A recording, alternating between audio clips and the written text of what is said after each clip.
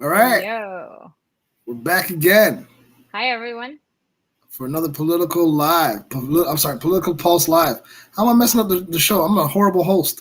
So, No. political pulse live. That's all Yeah. Well, right. We all wear the same clothes on every show, so it's great. It's that's like our right. good luck clothes. When I was playing Yeah. sports, we never changed our underwear even when we were winning. So T-shirt.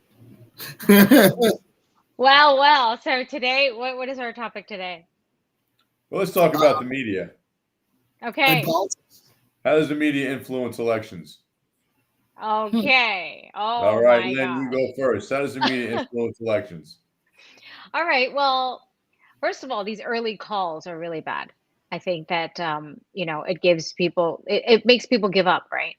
Mhm. Like people who are going to go out and cast their vote or do something and they see like they're trailing or this person's already won, they decide not to do it.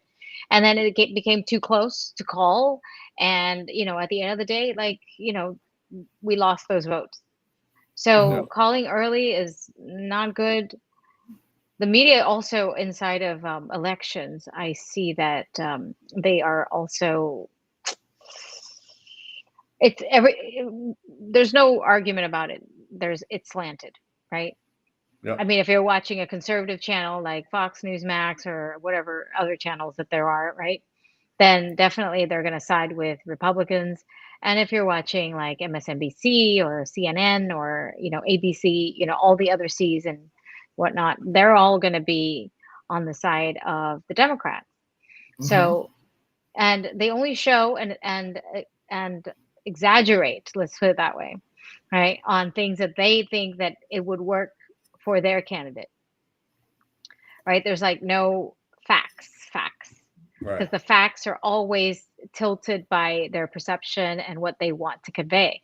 So, Mhm. I mean, like, we are just talking about our opinions here on the channel, but most people who, everybody has an angle, and it depends on what their beliefs are, what their principles are, and what they see is what they see Right. is going to forward their conversation or their agenda. Mo, what do you think? Well, generally speaking, the media it's there's good and bad. I watch news a lot. I watch news for entertainment, and it sounds weird to say that because like a lot of things on the news or that comes on the news is not entertaining. Sometimes you see the low lights of people's days. Murders or car accidents and whatever. So it's not that I watch it to be entertained by that kind of stuff. I want information. But there's other times you're watching it and you're like, that's funny, especially when it's like political information because you could definitely see that it's slanted, like Lynn was saying. It's like if you watch Fox News, then you can like me when I watch Fox News, I'm like, yeah. And when I watch CNN, and I'm like, how dare they say that? It's like where are they getting this information from? And even the commercials. You got to remember what news media do. They've got ratings to uphold, just like any other television show. So they've got to one, get ratings up, and two, penetrate their fan base. So like say for example during the election when Charlie Crist was running against Ron DeSantis, um, I went to visit my aunt and she happens to have my grandfather was there and he was watching the news. I had no idea what news station or what he was. I wasn't even paying attention to it. I just wanted my aunt to see my son, and that's it. We're having a conversation, and I hear this Charlie Crist commercial come up in the background, and it was just like Charlie Crist will save Florida. Ron DeSantis wants to kill your babies or whatever he was saying, and I was like, this has got to be CNN. Without even looking at the TV, I knew it was CNN, and sure enough, it was. Um, He actually ran a lot of those commercials on Fox. They allowed it. well, did Yeah, they really they Yeah. did. for Charlie Crist? Yeah. Yep. See, Fox is fair. If anything we can take away from that bill, Fox is fair. Well, I I didn't see. mean, in all fairness, I think all the other liberal channels also allowed DeSantis as well. Because I mean, when I was watching Local 10 News, Well, right, Well, okay, I but mean, look what it's about. It's about money. It ain't it's about this, about money. the more well, money yeah, that's put in there, yeah. yeah. Then Yeah. Ron you could be DeSantis. selling salmon. They're going to take the ad. At Right. the end of the day, to the point that again, these people have to raise money, raise ratings, patent to their fan base. They're gonna do something. So And so again, and then on top of that, the news media also they promote endorsements and tell you which candidates they think you should support or vote for. And me personally, I'm not a fan of that because again, you are very influential as the news media, and you again also are supposed to remain non-biased. You know, and you're supposed to give me unbiased information. And if you're telling me a candidate that you would support, that's a bias. So that's one thing. That's one way they influence it. Also, you know, the news has a way of using certain words to steer things into different directions, whatever direction they want, really. Words have that power. So when it comes to the media, they use certain words, buzzwords that kind of lean you this way or lean you this way. And depending on, I guess, which candidate or which party is paying you the most, you can lean this way or lean that way. So I'm very democracy, right? That was the big word. And ultra magna, you know, the ultra magna is going to take you down. We're, you know, yeah. I can say this one too. Trump Republicans. I'm like, yeah. I didn't know that. So what do you think, Bill? What do you think, Bill? Let's pass that now, and let's talk about Hollywood. No, wait. I want to hear what you think. But wait. Let's just talk about Hollywood real quick. And sports figures. Do you think they influence elections? Who? Absolutely. The NFL. Oh yeah. The entire NFL was all about voting. And you could tell which way they were kind of leaning. I'm not going to say which way. I mean, like the start. Look, Oprah came out last minute and endorsed John Fetterman versus Right, you know, and of course that's why he won. You know, these people are influencers, and I mean, you know, it's not they're influencers, but it doesn't mean that they're a master at whatever they are advising, right? How about the Kardashians? I mean, at the end of the day, they advertise for in a commercial for products that they don't even use. Yeah. So, you know, I mean, like what? Like they really use it? Now there's no hiding it. You don't have to be marketing anymore. You can literally use the word influencer. Like we hired this social media influencer or that social media influencer to promote our products or influence you to buy our products. We're not hiding it anymore. So, but the truth is, like when you look at like YouTube influencers, right, who try products out and rate them and rank them or whatever, because there's so much competition on there, so they actually have to, you know, say things that are worth it, right? This is where capitalism is really great. Mm-hmm. Because if you start advising people on crappy products, like I'm trying to learn Spanish. So I'm thinking like, okay, I'm going to go find a rating for all the apps. Cause there's like 1,000 apps for language mm-hmm. learning. And this guy, he was like promoting, he said, oh, ranking of 5, you know, apps. Here's number 1. It's the one that I created, right? It's in Kickstarter. So you're already seeing there's a bias and you kind of go, oh, okay, I want to skip to the next one. Where somebody's actually using it and they're telling you, like, this is good for intermediates, this is good for beginners, this is good for European languages, this is good for Asian languages, you know, stuff like that. So the competition actually allows them to do that. But like, there's only six companies that own all the media channels in the world. Uh-huh. Right. And they're competing against themselves. So if you're not watching, you know, something from CNN, you're probably watching a subsidiary of it somewhere or the same news source. So right. Basically that's what it is, right? So that's another thing. So I think that So I mean, but to influence me to buy like, you know, Coca-Cola versus Pepsi is one thing. I'm up for that debate. That's capitalism, right? But as far as who do I vote for to voice your choice, voice your opinion, here's what your opinion should be. You know, like that's where I'm a little concerned. Like, who's giving me this information? Like, you know. So here's my thought. I think whoever trashes the opponent more, you should not vote for that person. Period. That's because that means that they have nothing to stand on, and the only thing that they're running on is how horrible that person is, right? Right. But then again, like remember, several episodes ago, I said that whenever someone is the issue, then the vote goes the other way. Mm-hmm. So nobody made Biden an issue this time. Mm. Right.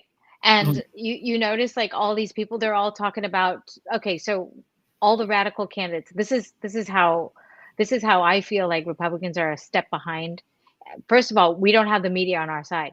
The second issue is when they were flaming, fanning the flames of all the radical candidates.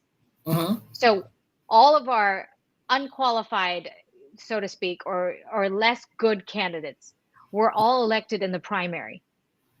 Uh-huh.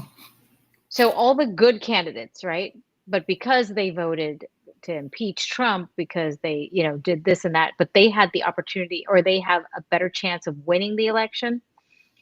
The media just kept pushing, right? So the more they push on how radical each candidate is, the more it arouses the, it brings excitement to the base. Oh, absolutely. I read an article today about Trump announcing, and right in the beginning of it says, President Trump impeached twice, has announced his candidacy today. Twice Right? impeached. So they right away they're beating up on him, right? Yep. Putting it in the voter's mind, this guy was impeached twice, because I didn't. Which he wasn't. Yeah, I knew. I thought about once, but if I was going to think about it, but not twice. But yeah, it's true. But It was right away, Russia first and Ukraine second. Right. So the media right away is planting that whole opinion of Trump right from the get-go, from the first sentence. Right. Oh, absolutely. So, no, and trust me, I mean, like, the people who are never Trumpers, when they read that, they're like, yes, that's right. Why would we want to elect somebody who has been impeached twice, right? I remember when I was looking for the appointment for the seat before I got into the campaign, there were 5 other people going for the seat that I was going for in District 5. So they listed 5 people and their qualifications, what they did in the community. And by the time they got to me, they're like, Maurice Hilton, Republican, and Ron DeSantis supporter. and then they go on and list all my accomplishments in the community. I was like, well, why was that part important to me, but not to everybody else? It's like how do you gear that? No, you have to see when the Miami Herald decided not to endorse me, right? They were saying like, oh, we think she's great, but in the article, but the heading was like a radical candidate, right? I'm thinking like, oh my God, like what the hell? So now everybody, of course, my district is very purple. So, people don't want radical candidates. So that's why immediately all the Republicans voted me out. This is the supposed reason why, right? That I lost the primary. I mean, some of the people who called me up and said, we think that, the endorsement from the unendorsement from Miami Herald actually messed you up. But I don't know. You never know what it really was. Maybe my voters and my supporters never went out to vote. That's one thing. Low turnout. Low turnout is one factor. So then it's like once you know that you have that sample size, 40-some-odd%, then the news media influence knows that they only have to influence a small portion of the voter base, not all of them. And the majority of those people that vote are probably a large amount of the people that watch the news. They're informed, or they want to be involved, or they're aware of voting dates. One of the funniest things that's happened to me since my election, which was back in August, is that people are hitting me up. They're like, hey, how do I vote for you this election? I don't see your name on the ballot. I'm like, well, because it was on the ballot in August. Like, you knew I was running, but you didn't know the date. Like you see my webpage up, but you don't know the date. So it's just that part really took me for a ride. It was like, okay, you wanted to vote. We talked about this. You said you were going to vote for me. I told you the date. I'm like, August 23rd. I'm pretty sure every conversation I had was August 23rd. And then you completely like, hey, so how come I don't see you on the ballot? People don't understand the primary versus general. That's another problem. Right. So they just see 2 elections. What am I doing with 2 elections? And the thing is, the media, they have the ability to influence and educate people, but they choose just to give you information on candidates and then kind of just brush over the importance of when to vote, why to vote, why do you vote in the primaries, what the primary really means. Because again, education is key. There is no general education for voting. Just like once you get your voter registration card, like this is your precinct, You vote here, and you vote for Republican or whatever. This is your party, your precinct and your party. These are the only two things you've got when you get your voter registration card. When to vote, they don't. So how do you guys get? Wait, okay, Bill, you were going to say something. Sorry. Yeah. So what's the answer, right? Yeah, there we go. I'm thinking like, what solutions can we provide for our listeners? Well, I think a couple of solutions from my side would be most people are lazy, so we're gonna put that out there right now. So you can't be lazy, Me too. right? If you really want to vote for a candidate that is going to work for you, you can't be lazy in this effort. You're gonna have to put some work in, and you're gonna have to go and I would personally Google the person, just get a little background on where they've been in life, right? Yep. I would go on their social media. Usually they have a political page and a family type page or a personal. I would check both out, right? Yep. And see. And if they're in office, I would see what they voted on. And does that resonate with you? I'd see, how they act. I mean, if you go on Twitter, you can get videos of how they are when they're working in the house and see what's going on with them and how they react and act and whatever. See if that personality resonates with you. Mhm. But people just have to be not lazy because this whole system doesn't work if you don't research. If you just No, listen that's to the the news, that's a failure of democracy, right? In general. Like when, right? I mean, with the Greeks, right? I mean, back then everybody was educated. Yep. And then and then when society started to grow in size and people started to divert in different directions and have jobs and careers, it failed because democracy is only good when you're informed. That's right. That's 100%. right. And this government and this news media now have learned how to dumb people down so much, Oh, heck yeah. Hmm. right? That Absolutely. we turn on the TV, we hear something, and then that's the answer.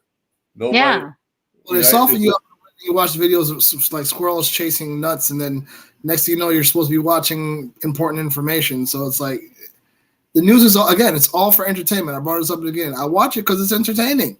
There's some information there, but there's really a lot of entertainment. So I like to go back to the squirrel and the nuts. Where are you? What station are you watching? listen, there's always a good story on the news. There's always like this will make you smile, and then they play some video of like a dog or a puppy holding a cat, or a cat holding a puppy, or a dog. Like I saw one where there was like this little dog running around in like a Chucky outfit. I was laughing for like the longest. Like he's running around like this. It's like this little fluffy looking dog with they had the Chucky costume on. It was hilariously entertaining.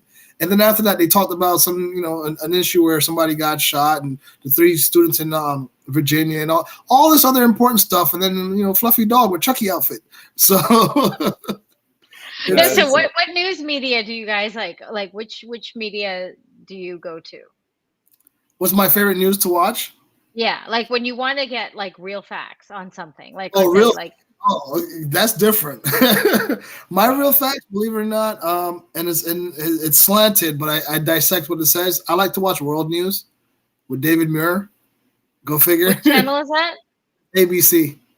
Okay. So I watch ABC. I do watch Fox. I watch them all. What I don't watch is I do not watch CNN. That's the one thing I can't stomach. I can watch a lot of news channels, but CNN I just cannot stomach. So do you ever watch like Rachel Maddow? No, I don't watch that one. Now we got to do a 2-minute lightning round. We're running out of time. Okay, Yeah. okay. All right. So for me, I like to watch. I like what the Epic Time produces. Oh. Okay, I do that. They also have a channel. They have channels with different people doing different segments, right? So Epic Times is one of them. The surprisingly enough, like I actually listen to Bill O'Reilly and the Daily Wire. So those are the 3 things, the three channels that I actually listen to in terms to get the news, right? Like the Daily Wire has a show called The Morning Wire. So that's my go-to. Every morning I wake up, I listen for an update. There's absolutely no spin on it. And then like Bill O'Reilly is a more of a conversational type thing, and he puts his thoughts into it. He'll like It's good. yeah. I think he's pretty factual, and so there's integrity there inside of what he's talking about, and it's Yep. not like he's conservative, but it's not like fully slanted. He'll talk about Trump should not do what, and things like that. But it's pretty frank. Those are the three things that I usually watch. What about you, Bill? Oh shoot, we're almost out of time. Bill does. I do the Daily Wire. I do Bill O'Reilly. I like him too. And I also get a lot of good content out of Saturday Night Live that really helps me make money. Nothing, Bill. It's hilarious. Who would have thought? He goes to Saturday Night Live for news. Yeah, Okay, I mean, Alec Baldwin, he really gave me some good information as Trump. Remember, we can't share that video, otherwise we wouldn't be able to publish ours. I second that, Bill, because again, sometimes the satires, the comedies, the South Parks of the world, they give you clear, full front. I love South Park. Yeah, unbiased news. And that's the case. Another news outlet I like to watch. I don't watch it as much anymore, but South Park was one of them. Man, if you're on social media, try Babylon Bee too. That's a really funny one. I heard about that, so I'll check. You know who else I like lately? Bill Maher and Gutfeld. Yeah. Those two. Gutfeld. Yeah.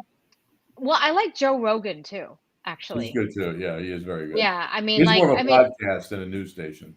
Yeah. Right? So I mean, but he does tackle and ask questions about the news, right? Yeah. And then he brings on guests that will like either support or refute or whatever. Yeah. That's pretty good. I think it's good. Another up and rising person that's coming up a lot is Tulsi Gabbard, I think. Yeah. Well, another one that I've heard a lot about and I really started to like it is a show called Political Pulse. So I like the information coming out from there too. Boom, done. I got a plug in that is a good point for us to end our show today. Remember to check back in, and then we'll produce more content so that you can reference it. We often check our facts pretty well, and we don't talk about it unless we're pretty sure about it too, because we are hoping to still be in your radar. So we're not going to ruin our reputation that way. One thing I think we should do before we end, this would be a good conversation to bring to the streets and videos. People ask them, where do they get their news content? Yeah. It would be very interesting to find out how people actually view the world through the news that they listen to. A lot of people would be like, World Star. Yeah. Get my information from World Star and Instagram. I mean, I bet you'd hear all kinds of things like TikTok. Right. I mean, depending on the age generation. Yeah. But I think it would be entertaining to find out how people get their news, because we have what we're saying, right? But most people are not digging. Yeah. So no, I think it'll be hard for a lefty to listen to our show too, right? Yeah. But I mean, I think so. I think they'd be open-minded. You've got minorities. Where have you been? You got Mo, Curly, and Larry. Yeah, you've got the I'm definitely on Curly, so you'd have to be Curly. Listen, I think the fact that they see me and you on here, Lynn, they'd give it a shot. Bill might lessen our chances. Just kidding, Bill. Just kidding. Poor Bill. Okay. All right, guys. So we're signing off today, and we'll see you again at the next show. All right. Okay. Bye, everyone.